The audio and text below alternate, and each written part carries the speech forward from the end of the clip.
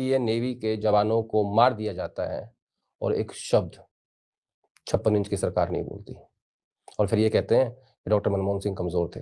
मनमोहन सिंह के कार्यकाल में जो घटनाएं हुई उसके बारे में तो जिक्र एक घटना का जिक्र कर देता हूँ उसमें, जो मैंने लिखा भी है, देवयानी खोब्रागड़े के बारे में। एक हिंदुस्तान की अधिकारी थी जो अमेरिका में पोस्टेड थी, देवयानी, महाराष्ट्र से आती थी वो, और उनकी जो सर्वेंट थी, शायद हाउस हेल्प थी उनकी, उन्होंने कुछ आरोप लगाए थे कि भाई वीजा को लेके, फिर उनको अरेस्ट कर लिया गया था। वीजा पे ऐसा कुछ था कि $4500 उन्होंने दिखाया। ठीक है, मतलब वो जो भी मैटर था उस पर उन्होंने अरेस्ट कर लिया था।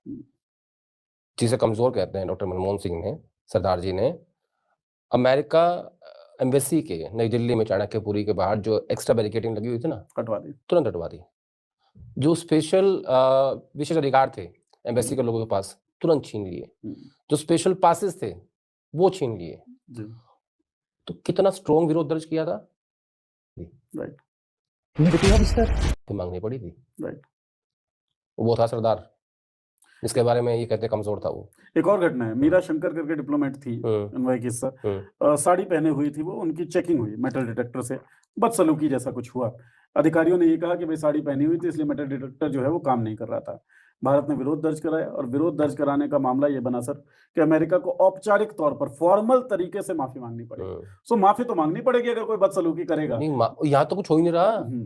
आपके तीन जवान आपके मार दिए गए, और वो मार्को रूबियो बोल रहा है, वहां का डिफेंस मिनिस्टर, कि नहीं, जब तक अमेरिका वहां बैठा हुआ है तब तक कोई हिलेगा नहीं वहां से। अमेरिकी नाकेबंदी का उल्लंघन बर्दाश्त नहीं होगा, और यहाँ एक शब्द नहीं बोल रहे हैं।